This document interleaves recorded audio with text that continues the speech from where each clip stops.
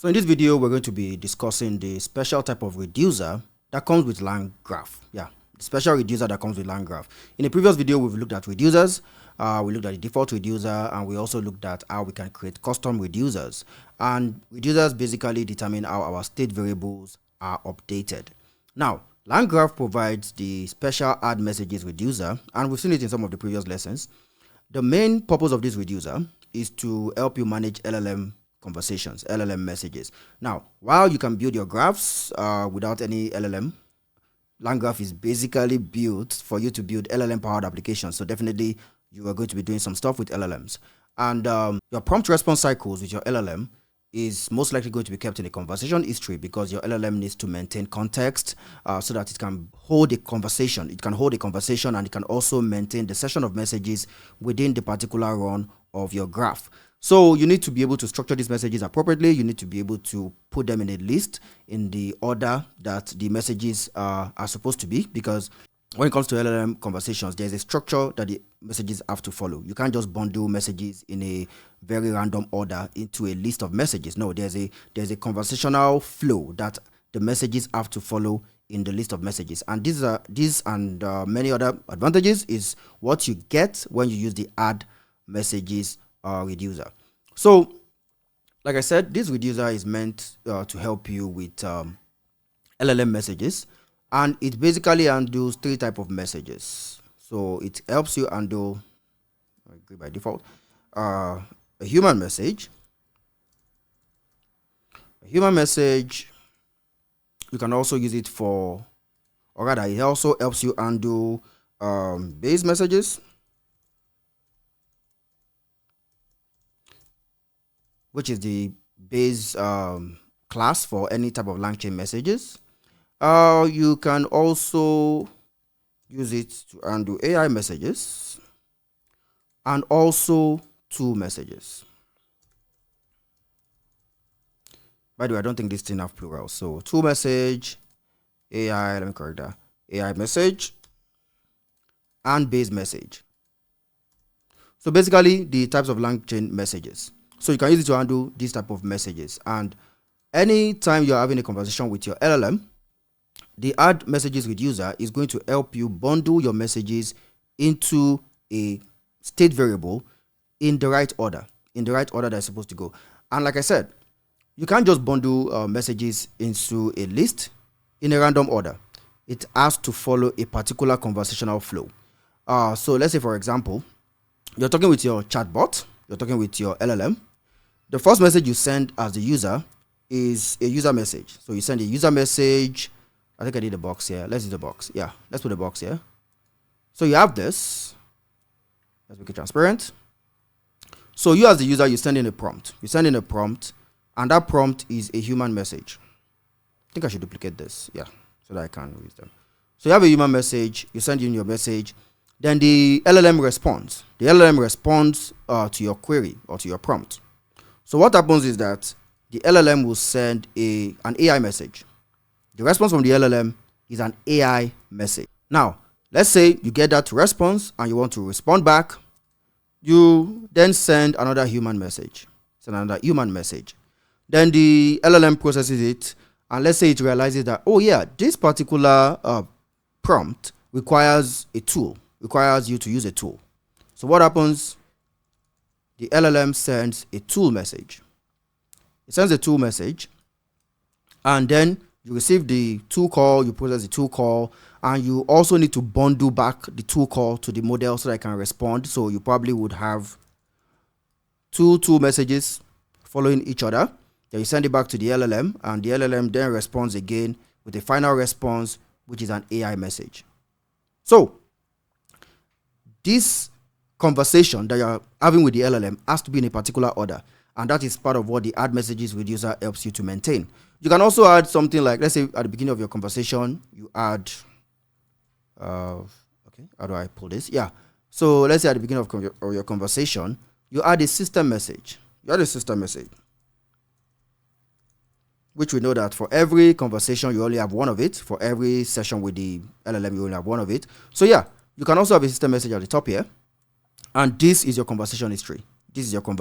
So the add messages reducer helps you to properly package this into a list of messages so that when you want to requery the LLM, you just bundle your conversation history back to the LLM and it can respond with context, because LLMs are stateless. So anytime you need to maintain a conversation, you have to always send back all the previous conversation to the LLM so that it can understand the context in which you are asking the question or you are sending the particular prompt. So what are some benefits of using the add messages reducer? Like I said, first, it is native to working with LLMs. So if you want to maintain your conversation history, just use the add messages reducer. Just use the add messages reducer. Don't try to work with strings. Use the add messages reducer so that your messages can be stored as LangChain messages. And when you construct other messages, probably messages that will involve other parts like media parts, you can always follow the standard structure, and your AI, your add messages reducer will help you manage the whole complexity behind every message that you're sending to the AI and what you're getting back. Now, what are some use cases of this? Definitely the one that jumps out is for conversational agents, because what the add messages reducer basically helps you to do well is that it helps you maintain your conversation history. Sometimes you can even merge two AI messages that kind of follow each other so that you don't have like two of them. It just recognizes that these two messages are from the model, so it just merges the two messages together and the history just flows. Also in agents, for sure, in AI agents, when it comes to tool calls, you are better off working with your add messages reducer to help you package your tool responses in the standard tool message format. And also for human in the loop operations, whenever you had your own input as a human, it helps you package it as a human message into the conversation. So a whole bunch of benefits comes for the add messages reducer. Whenever you're working with LLMs, just use the add messages reducer. This is the LangGraph recommended way for managing your state of messages between you and the LLM. So now that we have an understanding of what it does, let us jump into VS Code and see it in action. So in this video, we're going to be running a simple demo to show how the add messages reducer works. And we're actually going to be using an LLM. We're going to be using an LLM. In previous examples that we've done, we didn't actually use an LLM. We just kind of showed add messages using simple messages that we had coded. But here we're going to be using an actual LLM. So first, I'm going to pull up my command line. Let us make sure that we are inside our virtual environment. So I'm just going to activate that. A source VMV bin activate. Okay, so now we're in our virtual environment. And the next thing we're going to do is to install the LLM SDK that we're going to be using for LangChain. And I'm going to be using OpenAI. Feel free to use any LLM provider of your choice and use the LangChain wrapper, but I'm going to be using that of OpenAI. So I'm going to say pip install LangChain OpenAI. Pip install LangChain OpenAI. That should install very, very fast. And also know that for you to use any LLM of your choice, you will need the API key. So for me, using OpenAI, I'm going to be adding the OpenAI API key to my environment, which is the next thing that I'm going to do. If you're using Gemini, make sure that you had that. And if you're using Anthropic or Grok, also make sure that you had the necessary credentials. So I'm just going to add the OpenAI API key. Say OpenAI API key and set it to my API key.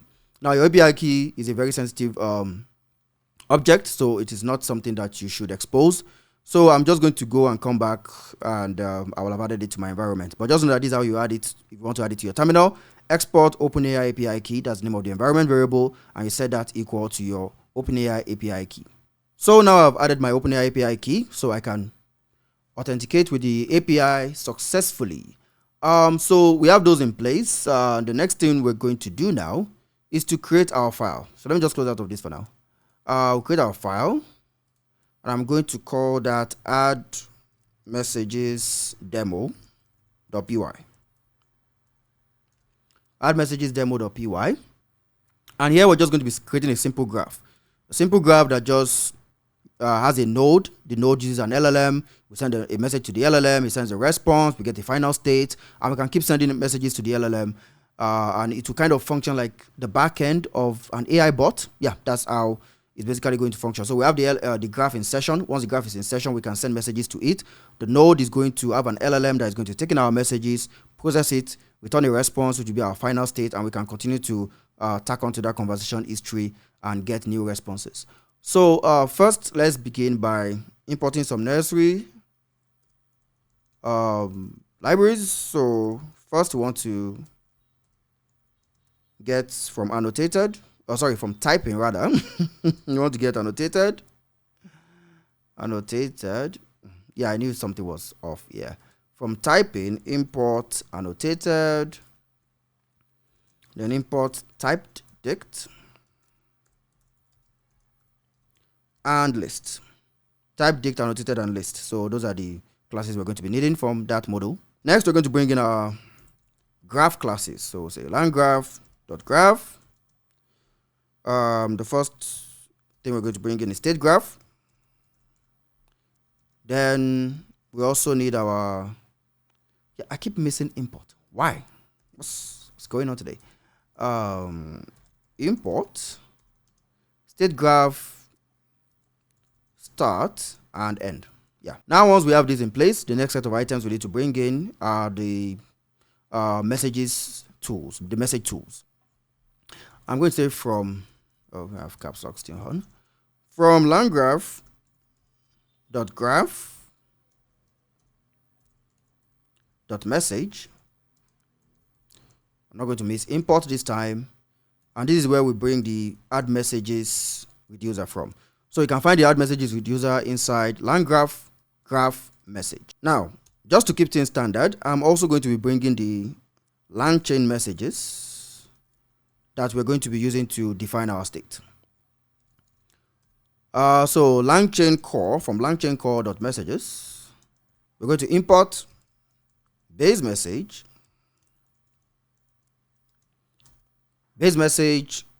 and human message. We're going to be using base message to define our state messages variable. That's where we're going to be storing our list of messages. And we're also going to be using human message to send in our messages.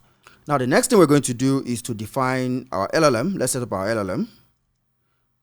For that, we need to import a class. So I will say from LangChain OpenAI, import chat OpenAI. Yeah, that's our wrapper class for working with OpenAI in LangChain. So we're going to get this, and we give it our model, the model we want to use. I'm going to go with GPT 4o. So LLM equals chat OpenAI, and we're going to be using the GPT 4o model. So that's good. The next thing we're going to do is define our agent state. Let us define our agent state. So I'm going to say class agent state. Going to take in typed dict, and we're going to have a messages key, because that is the key that add messages works with, messages. So we're going to take a messages state variable or state key. It is going to be a list of base message. List of base message. I forgot to put annotated. Yeah, annotated list base message. And the reducer is going to be add messages. Add messages. I think I'm missing some. Okay, yeah, I have extra brackets. Okay, let's get rid of those. Okay, yeah, now everything looks clean. So we create our agent state, which is using a type dictionary so that we can use type ints, and a messages state variable that is going to hold our messages. It's going to be a list of base messages, which are the standard LangChain messages for LLM messages, and our add messages with user. So this is all set. We've now set up this state variable to use the add messages with user. The next thing we're going to do is to create that node, that LLM node that is going to be taking our input and going to be calling an LLM, and the LLM is going to return an AI response. So let's do that. Nodes are functions, as we've learned in previous lessons, though we still have a video coming up on nodes. So yeah, that is going to give us more examples of nodes and how to construct them. We're just going to call this chat node. The chat node And chat node is going to take in the state, and that state is going to be agent state. So chat node takes in agent state, and our chat node is going to return a dictionary. So that's good. What do we want to do in this node? What do we want to do? Definitely want to take the input, and we want to call the LLM to process the input and return the output into the state, into the messages variable in state, so that the conversational history can be maintained. So let's do that. The first thing I'm going to do is get the conversation history. Get the conversation history, and that's going to be state messages. So that's our conversation history. And we're just going to say response equals LLM, which is a runnable, so we'll call .invoke on it, and just pass it the conversation history. Just pass it the conversation history.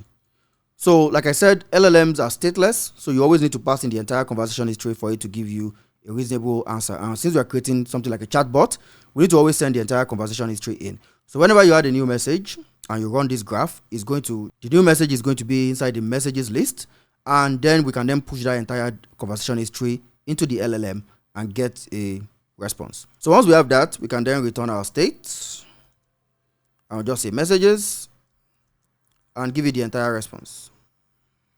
Oh, sorry, messages in quotes. So say messages and give it the entire response.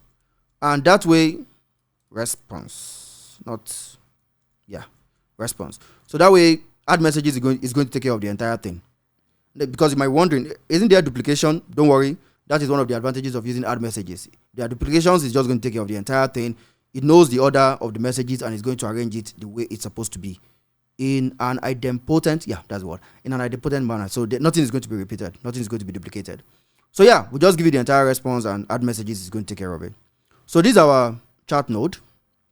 Now we can build our graph. Now we can write our graph and use this chat node to process our input messages. To build the graph, let's come down, and we're just going to say graph equals state graph. Then we pass in our agent state. Which is good. And we add our node. So I'm going to say graph.add node. We add our single node, which is the chat node. So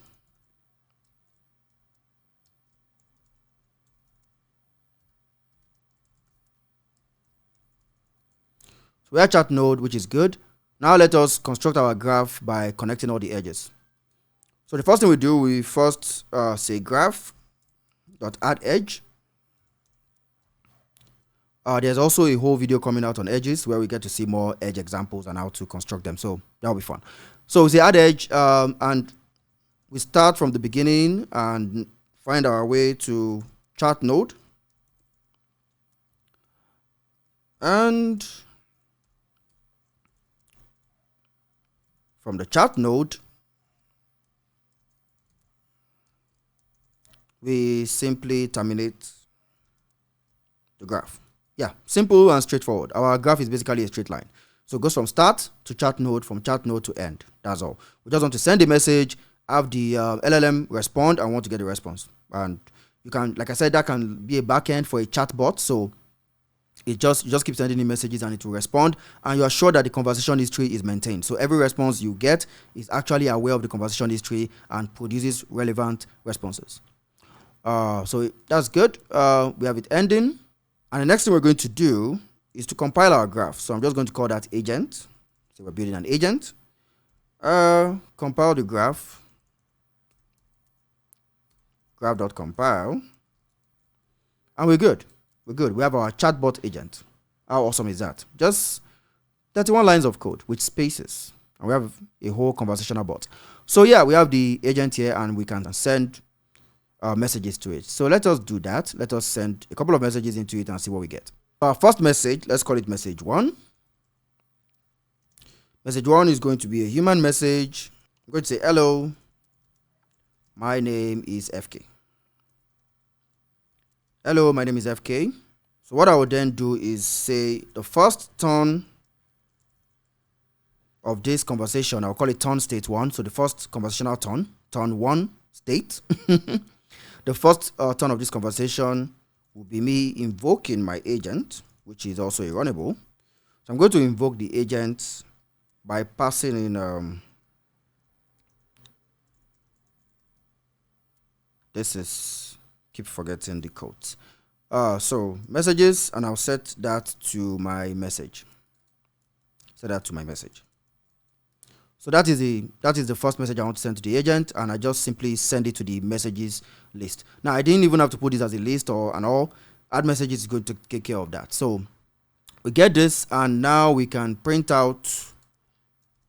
Print this out. I'm going to say graph after first run.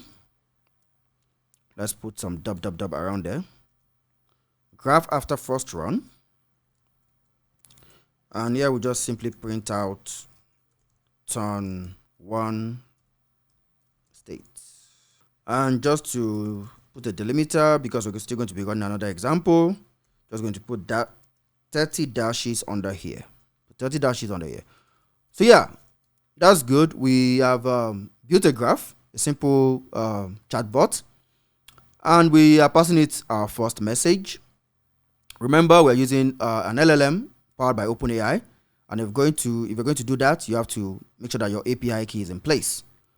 So we built this simple graph. We sent an human message to it and want to see how the state looks after the first turn. So let us run this example and see what we get. So command line, something. Okay, I think I pulled this up mistakenly at some point. Okay, now let us run this example. Put it up a little bit. Let's say Python add messages demo. Let's hope everything works fine. Dub. It's calling the OpenAI API, so that will take some time. And yeah, latency over. We now have our response. Awesome. So we have graph after first run. And as you can see, we get our state back, which only has one variable, which is the messages list. This is the list. Is a list of messages that can be a human message, AI message, tool message, and the likes. Now, what we get inside this list, first we have our human message, which is what we sent. It says, hello, my name is FK. Then we have the other additional configuration stuff. That ends here. We have the ID of the message, no keyword arguments, and yeah. We have our human message that was sent first. Then we have the response from the AI, which is the AI message. We have an AI message here. And it also has a content property. And the content says, hello FK, how can I assist you today? Hello FK, how can I assist you today? And unlike our human message, it comes with a lot of baggage. So it has additional keyword arguments. For example, we can see the details for the token usage. Completion tokens are 11. Prompt tokens were 14. So I actually spent more tokens prompting it than the response. Interesting. Then we don't have any reasoning tokens because we didn't use the reasoning capabilities. 4 is a reasoning model, yeah, but we didn't use the reasoning capabilities, so we didn't get any tokens in that aspect. We didn't use any audio tokens because we didn't do anything like that. And yeah, so you see how getting our response back, and it's coming in the proper structure that is required. So this is our first turn. Let us run another message through this chatbot and see if it can recognize the context, respond appropriately, and also make sure that our conversation history is properly maintained. So first I'm going to just clear out of this and just close this. So for our second example, let's come down here. Just going to say turn 2. And for that, we're going to create message 2, which will also be a human message. Passing content. By the way, you can actually send these messages as strings. Add messages is going to take care of bundling them as human messages. But, you know, sometimes you just want to code in a very standard way. So we're using the standard human message constructors. And sometimes also, for example, for a human message, you probably want to add different parts. So you want to add something like a maybe you want to add an image. So this helps you to have different parts of the message.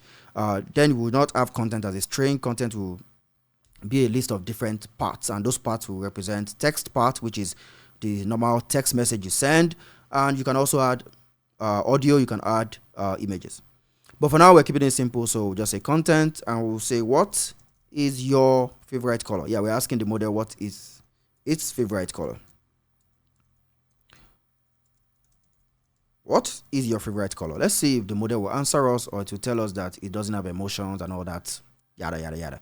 So yeah, we have a message 2. Then let us get our state for the second turn by running this message through our chatbot. So I'll say turn 2 state equals our chat agent invoke. Then we pass in our input messages. Now, for you to keep the conversation going, you have to make sure that you get the previous state and add it to the new incoming message. So I will need to say turn 1 state, turn 1 state messages, and add it to message 2. Add it to message 2. Now, so we get this state, we take messages, because now we're creating a new input. We're creating a new input into this invocation. Assuming we add multiple nodes, we'll just use the add reducer function is just going to take care of all that binding of the previous state to the current state. But this one, we're running it as if we're running a new request to the model. So get turn state 1, we add message 2, and now we can come down here. I think I'm just going to copy all these guys. Copy these guys and copy here. But this will be turn 2 state. Yeah, no, not that. This is going to be turn 2 state. Yeah, and this will be second run. So graph state after second run. Put state. Graph state after. Okay, so that's good. Now let us see what we get from this. So I'm going to pull up the command line once again, and we run our file. So run our file. Boom, boom, boom. Yeah, this is the first one, the first run and the second run. 2 runs complete. Perfect. But we are interested in this second one. So graph state after second run. So we have our conversation history. We still have our human message here. We have that AI message that we sent in, that we got back previously when it tells us, how can I assist you today? And after that, if we go down, the first AI message is done here. No, I think, yeah. So the first AI message is done around, I think somewhere here. Yeah, good. Somewhere here. Then we sent our second human message, which is, what is your favorite color? Yeah, what is your favorite color? Then, what do we get? Our AI message, once again, and a new AI message that tells us, I don't have personal preferences, but I'm here to appreciate and discuss any color you like. Do you have a favorite color? So yeah, the soulless chatbot responds. But yeah, as you can see, we are maintaining our conversation history. And for a chatbot, you can just wait for messages. You can use something like a while loop to wait for messages. And every time you get messages, you just send them back, send them into this graph state, and it's going to update the conversation history. It's going to send back the new conversation history, and the chat is going to provide a relevant response. And if you type another message to run again, and just keeps running and keeps running and keeps running and keeps waiting for new messages and keeps responding to new messages that you type in. So yeah, that is the add messages reducer in LangGraph.